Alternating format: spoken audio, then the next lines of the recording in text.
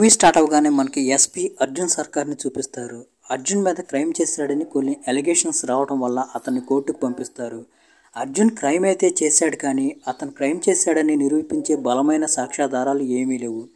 దాంతో జడ్జి గారు అర్జున్కి సంబంధించిన క్రైమ్లో 10 రోజుల్లోపు సాక్ష్యాధారాలు కలెక్ట్ చేయాలని చెప్తారు. కానీ అర్జున్ అప్పటిదాకా సెంట్రల్ జైల్లోనే ఉండాలి. కానీ ఆ సెంట్రల్ జైల్లో ఉన్న సగం మందికి పైగా ఖైదీల్ని అర్జునే ఆ సెంట్రల్ జైలుకి పంపించుంటాడు. అందువల్ల వాళ్ళందరూ అర్జున్ రాగానే అర్జున్ని చంపేయాలని చెప్పి ప్లాన్ వేస్తారు. అర్జున్ వచ్చిన తర్వాత ఒక అతను అర్జున్ పైన అటాక్ చేస్తాడు. అయితే అక్కడే ఉన్న వేరే ఖైదీ అతను అర్జున్ని చంపకుండా అతన్ని ఆపుతాడు. తర్వాత అతను అర్జున్ సేఫ్టీ కోసం అర్జున్కి ఒక నైఫ్ని కూడా ఇస్తాడు. తర్వాత అతను అర్జున్ని అసలు నువ్వు ఇక్కడికి ఎలా వచ్చావని అర్జున్ స్టోరీ గురించి అడుగుతాడు. దాంతో మూవీ ఫ్లాష్ బ్యాక్ లోకి వెళుతుంది. ఇప్పుడు మనకి ఆంధ్రప్రదేశ్ లో ఉన్న ఫారెస్ట్ ని చూపిస్తారు. ఆ అడవి మధ్యలో నుంచి అర్జున్ సర్కార్ కార్ ఎంట్రీ ఇస్తుంది. ఆ కారులో సగం చచ్చిన వ్యక్తి కూడా ఉంటాడు. అడవిలోకి వచ్చిన తర్వాత అర్జున్ సర్కార్ ఆ కారులో సగం చచ్చిన వ్యక్తిని తలకిందులుగా ఒక చెట్టుకు ఎలాడదీసి నిర్దాక్షిణ్యంగా టార్చర్ చేసి చంపేస్తాడు. ఇదంతా అతని కెమెరాలో వీడియో కూడా రికార్డ్ చేస్తాడు. తర్వాత రోజు నాగేశ్వరరావు అనే ఆఫీసర్ తన ఆఫీసర్లతో మాట్లాడుతూ రేపు ఎస్పీ అర్జున్ సర్కార్ అనే ఆఫీసర్ ఇక్కడికి జాయినింగ్ కోసం వస్తున్నాడని చెప్తాడు. అర్జున్ అక్కడికి రావడంతోనే అతనికి ఒక కేసు అప్పగిస్తారు. అదేంటంటే అడవి మధ్యలో ఎవరినో తలకిందులుగా వేలాడదీసి నిర్దాక్షిణ్యంగా టార్చర్ చేసి చంపేశారని. నిజానికి ఆ వ్యక్తిని అంత నిర్దాక్షిణ్యంగా టార్చర్ చేసి చంపేసింది అర్జునే. ఇక్కడ ఫన్నీ థింగ్ ఏంటంటే ఆ కేసు ఇన్వెస్టిగేట్ చేయాల్సింది కూడా అర్జునే. అర్జున్ తనతో పాటు ఉన్న మిగతా పోలీస్ ఆఫీసర్లకి ఇదంతా ఎవరో బాగా ఆలోచించి ప్రీ ప్లాన్డ్గా చేశారని చెప్తాడు. అర్జున్తో పాటు దివాకర్, వర్ష అనే 2 పోలీస్ ఆఫీసర్లు ఉంటారు. వాళ్ళిద్దరూ చాలా టాలెంటెడ్. ఇప్పుడు మనకి అర్జున్ గురించి చూపిస్తారు. అర్జున్కి విపరీతమైన కోపం. చిన్నప్పుడే అర్జున్ వాళ్ళ అమ్మగారు చనిపోతారు. దాంతో అర్జున్ వాళ్ళ నాన్నే అర్జున్ని పెంచుతాడు. అయితే సరిగా ప్రేమగా పలకరించే వాళ్ళు ఎవరూ లేకపోవడంతో అర్జున్ ఇలా కోపంగా తయారవుతాడు. ఆ కోపం వల్లే అతను బ్రెయిన్కి సంబంధించిన ట్రీట్మెంట్ తీసుకుంటూ ఉంటాడు. అందువల్లే ఇప్పటికీ అర్జున్కి గర్ల్ ఫ్రెండ్ లేదు. తర్వాత రోజు అర్జున్ మృదుల అనే అమ్మాయిని కలుస్తాడు. నిజానికి అర్జున్ వాళ్ళ నాన్న ఒక డేటింగ్ యాప్లో అర్జున్ ప్రొఫైల్ క్రియేట్ చేసి మృదులతో యాక్సిడెంటల్ గా కలిసేటట్టు చేస్తాడు. కానీ అర్జున్ సర్కార్ మృదులకి నిజమంతా చెప్పేస్తాడు. నేను ఎలాంటి డేటింగ్ యాప్లో ప్రొఫైల్ క్రియేట్ చేయలేదు, ఇదంతా మా నాన్నే చేశాడు. నిజానికి డేటింగ్ యాప్లో ఇంత అందమైన అమ్మాయిలు ఉంటారని తెలిస్తే నేను ఖచ్చితంగా నా ప్రొఫైల్ క్రియేట్ చేసేవాడిని అంటాడు. అర్జున్ తనతో అలా చెప్పగానే మృదుల ఇంప్రెస్ అవుతుంది. ఎందుకంటే అర్జున్ తనతో అన్ని నిజాలే మాట్లాడుతున్నాడు. కట్ చేస్తే మనకి కొద్ది రోజుల తర్వాత సీన్ ని చూపిస్తారు. మళ్ళీ మనకి ఆంధ్రప్రదేశ్ లోని ఫారెస్ట్ సీన్ ని చూపిస్తారు. ఈసారి కూడా అర్జున్ సర్కార్ తన కారులో ఒక వ్యక్తిని తీసుకొచ్చి అతన్ని కూడా తలకిందులుగా వేలాడదీస్తాడు. అర్జున్ అతన్ని చంపేయబోతుండగా అప్పుడే అనుకోకుండా ఎవరో అర్జున్ మీద అటాక్ చేస్తారు. అది చేసేది వేరే గ్యాంగ్ కి సంబంధించిన వ్యక్తులు ఎవరో కాదు, అర్జున్ వెనకాలే ఉండే వర్ష. వర్ష అలా ఎందుకు చేస్తుందంటే అర్జున్ మీద వర్షకి డౌట్ వస్తుంది. కానీ రివర్స్ లో అర్జునే వర్ష మీద అటాక్ చేసి ఆమెను కుర్చీ కట్టేస్తాడు. వర్షకి అర్జున్ చూస్తే పోలీస్ యూనిఫామ్ లో ఉన్న సైకో కిల్లర్ ఏమో అనిపిస్తుంది. కానీ అశోక్ వర్షకి స్టోరీ చెప్పడం స్టార్ట్ చేస్తాడు. అప్పుడు అర్జున్ వర్షకి చెప్తాడు, కొన్ని రోజుల క్రితం నాకు పోస్టింగ్ జమ్మూ కాశ్మీర్ లో వచ్చింది. ఒకరోజు నేను డ్యూటీలో ఉన్నప్పుడు నా దగ్గరికి ఒక కేసు వచ్చింది. ఆ కేసు డీటెయిల్స్ చూడగానే నాకు ఫ్యూజులు ఎగిరిపోయాయి. ఆ కేసు ఒక మగతంది. అతన్ని తలకిందులుగా వేలాడదీసి గొంతు కోసి చంపేశారు. తర్వాత అతని ఆర్గాన్లన్నీ తీసేశారు.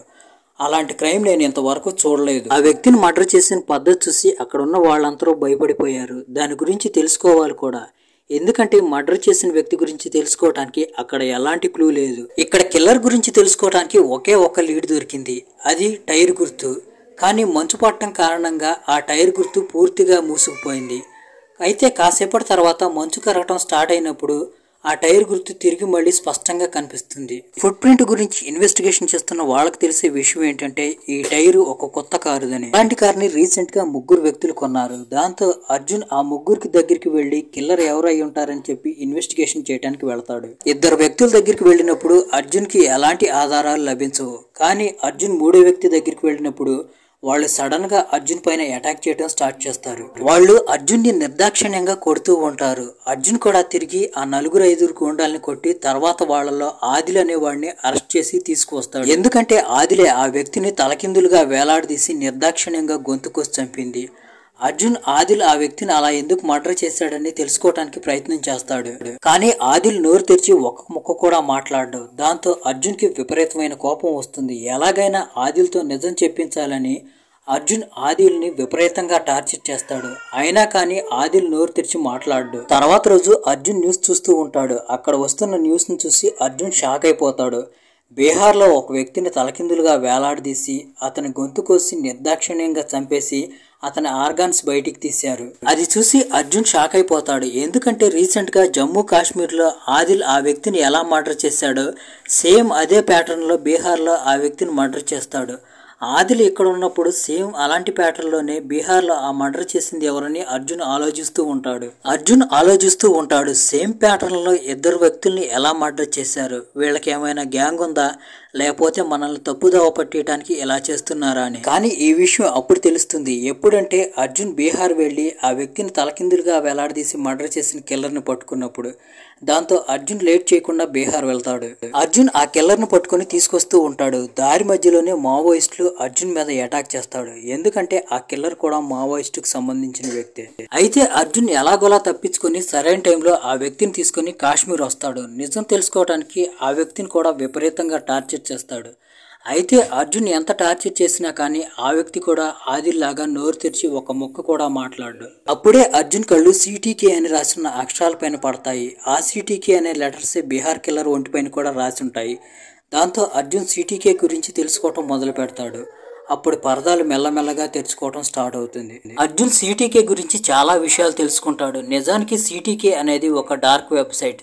సిటీకే అనే దానికి అర్థం క్యాప్చర్, టార్చర్ అండ్ కిల్లింగ్. సిటీకే అనేది సైకోపాత్స్ కి ఒక సోషల్ మీడియా ప్లాట్ఫామ్ లాంటిది. వీళ్ళు ఎవరినైనా పట్టుకుని టార్చర్ చేసి చంపేసిన తర్వాత ఆ వీడియోని ఆ సోషల్ మీడియా ప్లాట్ఫామ్ లో అప్లోడ్ చేస్తారు. సిటీకే మెంబర్ అవ్వాలంటే ఎవరైనా ఇద్దరు వ్యక్తులను చంపాలి. ఆ ఇద్దరు వ్యక్తులను చంపుతున్నప్పుడు వీడియో తీయాలి. ఆ రికార్డ్ చేసిన వీడియోని తర్వాత అప్లోడ్ చేయాలి. సిటీకే మెంబర్స్ అందరూ సంవత్సరానికి ఒక్కసారి కలుస్తారు. అప్పుడు వాళ్ళు ఆజాదీ వేడుకలు కూడా చేసుకుంటారు. తర్వాత అర్జున్ వాళ్ళిద్దరి దగ్గర నుంచి ఇన్ఫర్మేషన్ లాగటానికి బీహార్ కిల్లర్ ని అలాగే కాశ్మీర్ కిల్లర్ ని విపరీతంగా టార్చర్ చేస్తూ ఉంటాడు.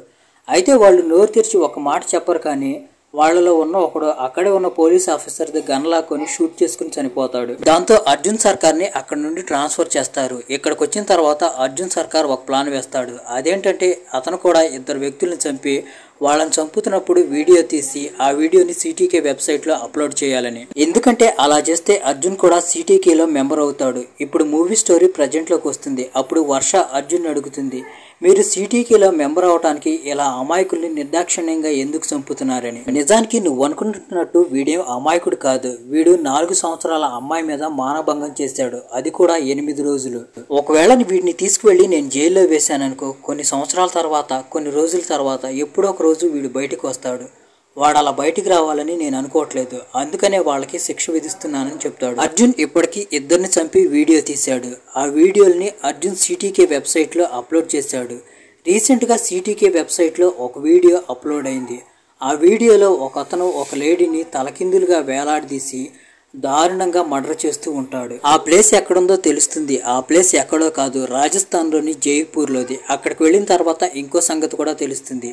ఆ వ్యక్తి ఇప్పటికీ ఒక వీడియోనే అప్లోడ్ చేశాడు. అంటే అతను ఇంకోళ్ళని కూడా మర్డర్ చేసి ఆ వీడియోని కూడా అప్లోడ్ చేస్తాడనమాట. ఆ వ్యక్తి ఇంకో మర్డర్ కూడా చేస్తాడని తెలియటంతో అర్జున్ జైపూర్ వెళ్లి ఆ వ్యక్తి కోసం వెతుకుతూ ఉంటాడు. ఎందుకంటే అతను ఇంకో మర్డర్ చేయకుండా ఆపాలని. వెతికి చివరికి ఎలాగోలా అర్జున్ ఆ వ్యక్తిని కనిపెడతాడు. అయితే అర్జున్ గురించి ఆ వ్యక్తికి కూడా తెలియటంతో ఆ వ్యక్తి అర్జున్ నుంచి తప్పించుకుంటాడు. దాంతో అర్జున్ అతన్ని వెంబడిస్తాడు. ఆ వ్యక్తి పరిగెత్తు ఫారెస్ట్లోకి వెళతాడు. అర్జున్ కూడా అతన్ని వెతుక్కుంటూ ఫారెస్ట్లోకి వెళ్తాడు. అయితే ఆ వ్యక్తి తెలివిగా అర్జున్ పైన చాక్తో అటాక్ చేసి అర్జున్ పొట్టలో పొడుస్తాడు. అప్పుడే ఆ వ్యక్తి బాస్ దగ్గర నుంచి కాల్ వస్తుంది. బాస్ ఆ వ్యక్తిని ఎక్కడున్నావని అడుగుతాడు.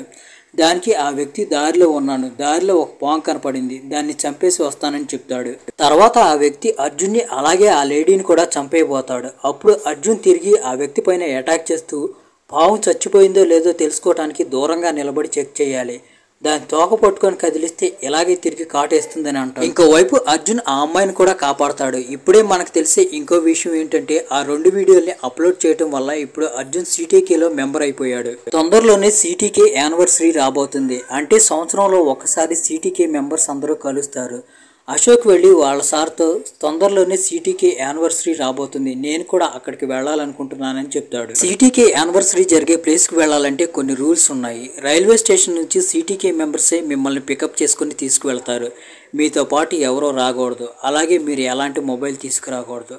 అయినా కానీ అర్జున్ అక్కడికి వెళ్ళాలని నిర్ణయించుకుంటాడు. సిటీకే వెనక ఉన్న గుట్టంతా బయట పెట్టాలనుకుంటాడు. అర్జున్తో పాటు వెళ్ళటానికి ఒక టీంని రెడీ చేస్తారు. ఆ టీంలో మృదుల కూడా ఉంటుంది. ఇక్కడే మనకు తెలిసే ఇంకో విషయం ఏంటంటే మృదుల ఒక పోలీస్ ఆఫీసర్. ఎప్పటి నుంచో మృదుల అర్జున్ మీద ఒక కన్నేసి ఉంచుతుంది.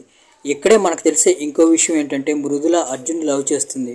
అర్జున్ కూడా మృదులని లవ్ చేస్తాడు. ఎందుకంటే మృదులకి అర్జున్ అంటే కాలేజ్ టైంలో నుండే పిచ్చి. అందువల్ల మృదుల కూడా పోలీస్ అవుతుంది. అర్జున్ అక్కడికి వెళ్ళటానికి రెడీ అవుతాడు. అర్జున్తో పాటు వర్ష, దివాకర్, మృదుల కూడా ఉంటారు.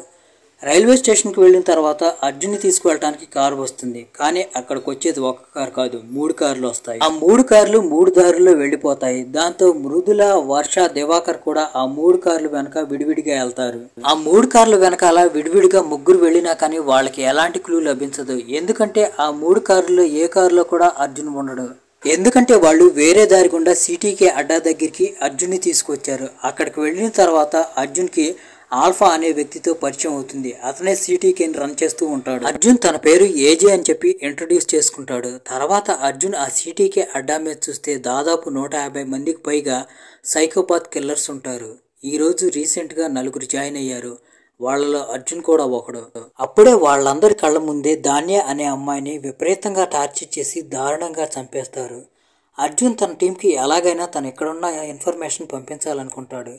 ఎందుకంటే అర్జున్ ఈ 150 మందితో ఒంటరిగా ఫైట్ చేయాలనుకోవట్లేదు. అందువల్ల అర్జున్ అక్కడ నుండి ఒక సెల్లోకి వెళ్తాడు. అక్కడ చాలా మంది ఉంటారు. వాళ్ళలో ఒక లేడీ అర్జున్ వైపు చూసి నువ్వు ఇక్కడ నుండి తప్పించుకోలేవు, ఎందుకంటే తొందరలోనే ఇక్కడికి పోలీసులు వస్తున్నారని అంటుంది. అప్పుడే అర్జున్ తన బ్రెయిన్ యూజ్ చేస్తాడు. తను ఎలాగైనా కానీ తన టీంకి ఎక్కడున్న ఇన్ఫర్మేషన్ పంపించాలనుకుంటాడు.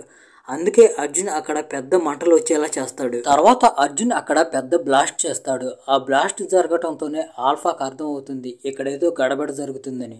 వెంటనే ఆల్ఫా అక్కడున్న వాళ్ళందరినీ తన దగ్గరికి పిలుస్తాడు. తర్వాత ఆల్ఫా వాళ్ళందరితో మాట్లాడుతూ ఈరోజు నేను 4 కొత్త వాళ్ళని ఇక్కడికి తీసుకొచ్చాను. వాళ్ళలో ఒకడు ఖచ్చితంగా పోలీస్ ఆఫీసర్. ఎందుకంటే ఇప్పటిదాకా ఇక్కడ ఇలాంటి బ్లాస్ట్ జరగలేదు. ఇంకో విషయం, మనం ఇక్కడికి తీసుకొచ్చిన 4గురిలో ఒకడు మన వెనకాలే తిరుగుతున్నాడు. వాడి పేరు దివాకర్. వాడొక పోలీస్ ఆఫీసర్. కానీ ఆల్ఫా వీళ్ళందరినీ వెంటనే చంపేయాలనుకోవట్లేదు. అతను వీళ్ళ ద్వారా కొంచెం ఎంటర్టైన్మెంట్ పొందాలనుకుంటాడు. అందుకని ఆల్ఫా వాళ్ళకే ఫైట్ పెడతాడు. ఆ ఫైట్లో అర్జున్ గెలుస్తాడు. తర్వాత ఆల్ఫా అర్జున్తో మాట్లాడుతూ ఆ ఫైట్లో నువ్వు ఉపయోగించిన టెక్నిక్స్ని బట్టి చూస్తే నాకు అర్థమవుతుంది నువ్వే పోలీస్ ఆఫీసర్ అని అంటాడు. అయితే అర్జున్ ఆ మాటలకు ఒప్పుకోడు. తర్వాత అక్కడికి దివాకర్ వస్తాడు. ఇప్పుడు దివాకర్ టర్మ్. దివాకర్ అందరి కళ్ళ ముందు అక్కడే ఉన్న ఒక 8 సంవత్సరాల అమ్మాయిని కత్తి తీసుకుని దారుణంగా నరికి చంపాలి. కానీ ఇప్పుడు అర్జున్ తన కళ్ళ ముందు ఇదన్నీ జరుగుతుంటే చూస్తూ కూర్చోటానికి రెడీగా లేడు. తర్వాత ఆ 8 సంవత్సరాల అమ్మాయిని నరకటానికి ఎవడైతే కత్తి తీసుకొని వచ్చాడో వాడి 2 చేతుల్ని అర్జున్ ఒక కత్తి తీసుకుని నిర్దాక్షిణ్యంగా నరికేస్తాడు. ఇప్పుడు అర్జున్ అక్కడ ఉన్న 150 మంది సైకోపాత్ కిల్లర్స్ తో ఫైట్ చేయడానికి రెడీగా ఉన్నాడు. తర్వాత ఆల్ఫాకు సంబంధించిన ఆ 150 మంది మనుషులు అర్జున్ వెనకాల పడతారు. ఆ 150 మంది సైకోపాత్ కిల్లర్స్ అంటే వాళ్ళు చాలా డేంజరస్. అర్జున్ ఆ అమ్మాయిని కూడా కాపాడతాడు. కాసేపటి తర్వాత దివాకర్ కూడా అర్జున్తో జాయిన్ అవుతాడు. ఆ 150 మంది ఖతర్నాక్ అయినా కానీ అర్జున్ వాళ్ళలో 100 మందిని ఫినిష్ చేస్తాడు. కానీ మిగతా 50 మంది ఉంటారు. అప్పటికి అర్జున్ పరిస్థితి కొంచెం వీక్ అవుతుంది. అప్పుడే ఎంట్రీ అవుతుంది hit to the case hero అడవిశేష్ది. Adivi Sesh వచ్చి అర్జున్ కి సపోర్ట్ గా ఆ మిగిలిన 50 మందిని చంపడంలో హెల్ప్ చేస్తాడు. కొంతమందిని షూట్ చేసి చంపేస్తాడు. లాస్ట్ కి అర్జున్ ఆల్ఫాని చంపబోతున్నప్పుడు ఆల్ఫా అర్జున్తో అంటాడు, నువ్వు నన్ను చంపితే నీకు సాటిస్ఫాక్షన్ లభించదు. ఎందుకంటే మనిషిని ఎప్పుడు చంపాలంటే మనిషి కళ్ళలో భయం కానీ బాధ కానీ ఉన్నప్పుడు చంపాలి. ఆ 2 నీకు నా కళ్ళల్లో కనపడవు. అప్పుడు అర్జున్ అంటాడు, జైపూర్లో నేను ఒకరిని చంపాను కదా, వాడెవడో కాదు, వాడు నీ తమ్ముడే, ఆ సంగతి నాకు తెలిసిపోయిందని అంటాడు. ఆ మాట వినగానే ఆల్ఫాకి విపరీతమైన బాధ కలుగుతుంది. వెంటనే అర్జున్ తన గన్ తీసుకుంటాడు, ఆల్ఫాని షూట్ చేసి చంపేస్తాడు. మూవీ ఎండింగ్ లో మనకు చెప్తారు, సిటీకే మెంబర్స్ ఎవరినైనా చంపి ఆర్గన్స్ తీసుకొస్తారు కదా, ఆర్గన్స్ తీసుకొచ్చి ఆల్ఫాకి ఇస్తారు. ఆల్ఫా ఆర్గన్ తీసుకువెళ్లి ఫారెన్ లో అమ్మేస్తాడు. దానికోసం అతను జోసెఫ్ శామ్యూల్ అనే వ్యక్తితో డీల్ చేసుకుంటాడు. ఆ ఆర్గాన్స్ ని యూజ్ చేసి ఒక డ్రగ్స్ ని తయారు చేస్తారు. ఆ డ్రగ్ ని యూజ్ చేసిన ఫారినర్స్ చాలా పవర్ఫుల్ అయిపోతారు. దాంతో పాటుగా మనకి ఇక్కడ ఇంకో విషయం కూడా తెలుస్తుంది. అదేంటంటే ఆల్ఫా కళ్ళ ముందు ఇక్కడ ధాన్య అనే అమ్మాయిని చంపేస్తారు కదా, ఆ ధాన్య మరెవరో కాదు, ఆమె కూడా ఒక పోలీస్ ఆఫీసరే. ఇక్కడికి వస్తే తన ప్రాణాలకి ప్రమాదం ఉందని తెలిసినప్పటికీ ధాన్య అనే పోలీస్ ఆఫీసర్ అర్జున్ కంటే ముందే ఇక్కడికి వచ్చి వీరగతి పొందుతారు. లాస్ట్ లో మనకి ఇంకొక విషయం కూడా చెప్తారు. అదేంటంటే అర్జున్ ని సెంట్రల్ జైలుకి ఎందుకు పంపించారని. ఎందుకంటే శామ్యూల్ జోసెఫ్ అనే వాడిని సెంట్రల్ జైల్లో అరెస్ట్ చేసి అక్కడ పెడతారు. అర్జున్ అక్కడికి వెళ్తే శామ్యూల్ జోసెఫ్ ని చంపొచ్చు అని చెప్పి అక్కడికి వెళ్తాడు. ఇప్పుడు ప్రజెంట్ లో అర్జున్ శామ్యూల్ జోసెఫ్ కి తన స్టోరీ మొత్తం చెప్తాడు. తర్వాత శామ్యూల్ జోసెఫ్ ని కుక్కను కాల్చినట్టు కాల్చి చంపేస్తాడు. ఇక్కడతో మూవీ ఎండ్ అయిపోతుంది. ఇప్పుడే హిట్ 4th పార్ట్ అనౌన్స్మెంట్ అవుతుంది. హిట్ 4th పార్ట్ లో హీరో ఎవరంటే సూపర్ స్టార్ కార్తీ. ఒక మాటలో చెప్పుకోవాలంటే ఇది హాలీవుడ్ రేంజ్ లో ఉండే క్రైమ్ థ్రిల్లర్ మూవీ. హీరో ఎప్పుడైనా కొన్నిసార్లు ఒక 100 మందిని కొడితే మనకి అంత కన్విన్సింగ్ గా అనిపించకపోవచ్చు, కానీ హిట్ 2లో కన్ఫామ్ గా మనం కన్విన్స్ అవుతాం. అయితే హిట్ మూవీ 1, 2 పార్ట్లను దృష్టిలో పెట్టుకుని ఈ సినిమా చూడకండి. ఒకవేళ మీరు అలాగానే వెళ్ళారంటే ఈ సినిమా చూసి డిసప్పాయింట్ అవుతారు. ఈ సినిమా మీకు నచ్చదు. ఆ శామ్యూల్ కి సంబంధించిన ఆర్గాన్ కంపెనీ స్వీడిష్ లో ఉంటుంది. ఇంకో విషయం ఏంటంటే వీళ్ళు చంపబోయే ముందు ఆ వ్యక్తిని టార్చర్ చేసి ఎందుకు చంపుతారంటే స్ట్రెస్ లో ఉన్నప్పుడు ఆర్గన్స్ ఒక కెమికల్ ని రిలీజ్ చేస్తాయి. ఆ కెమికల్ యూజ్ చేసే శామ్యూల్ కంపెనీ ఒక డ్రగ్ ని తయారు చేస్తుంది. అదే కాకుండా మూవీ చూస్తే మూవీలో వైలెన్స్ కొంచెం ఎక్కువగానే ఉన్నట్టుగా అనిపిస్తుంది, కానీ అది కన్విన్సింగ్ గానే ఉంటుంది. ఈ మూవీ చూసిన తర్వాత ఎలాంటి ప్రయోగాలు చేయబాకండి. మూవీని మూవీ లాగా చూసి వదిలేయండి.